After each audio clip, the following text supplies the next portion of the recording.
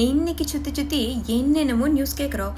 Epstein ஃபைலுங்கிறாங்க, Trump Iran மேல குண்டு ஓட்டாங்கிறாங்க, ஆளுங்கட்சி ஊழல் ஆச்சுங்கிறாங்க, பிஜேபி ஹிந்துயிஸ்த ப்ரமோட் பண்ணுதுங்கிறாங்க, சங்கீதா விஜய் டைவர்ஸ் பண்றாங்க, அடுத்த மாசம் பெட்ரோல் விலை ஏறி போயிரு, தங்க விலை இறங்கி போயிரு, அந்த ஈரானோட சுப்ரீம் பவரை சுட்டு கொண்டுட்டாங்கன்னு ஒரு பக்கம், இப்ப ஏற்பட்ட தலைவரை ட்ரம்புக்கு மண்டியிடாத ஒரு தலைவரை கொண்டுட்டாங்க அப்படின்னு ஒரு பக்கம் போராட்டம் பண்றாங்க. அவர் அப்படியெல்லாம் விமனுக்கு எதிராக வந்து சட்டம் போட்டாரு அப்படின்னு சொல்லி ஒரு பக்கம் கொண்டாடுறாங்க.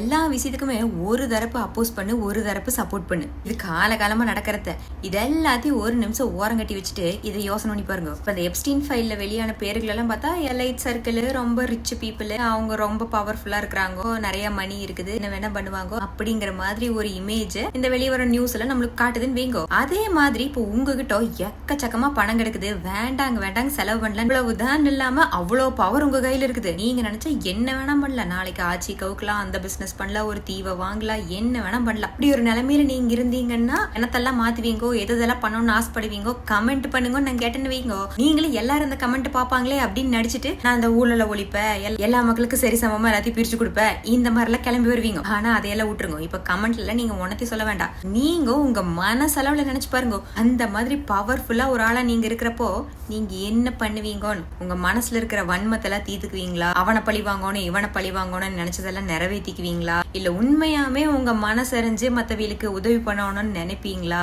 இல்ல நீங்க நிம்மதியா இருந்தா போது அடுத்தவனுக்கு எடுக்காம அப்படின்னு எல்லாம் நினைப்பீங்களா, இல்ல நம்மத என்ன வேணா பண்ணலாமாச்சே அப்படின்னு என்ன வேணா பண்ணி பாப்பீங்களா அப்படின்னு நீங்க மனசளவுல யோசனை பண்ணி பாருங்க. உங்களுக்குள்ள அந்த அனிமல் உலாவிட்டு இருக்குதா, இல்ல நீங்க வெளி உலகத்துக்கே தெரியாம போன ஒரு நல்ல உள்ளமா அப்படின்னு நீங்களே உங்க அளவுக்கு யோசனை பண்ணி பாருங்க. நீங்க அப்படி இருக்கீல சுத்தி இருக்கிறவங்க உங்களை பத்தி கிரிட்டிசைஸ் பண்ணுவாங்களா, இல்ல உங்களுக்கு சப்போர்ட் பண்ணுவாங்களா, எந்த எல்லைக்கு போவீங்க அப்படின்னு யோசனை பண்ணி பாருங்க.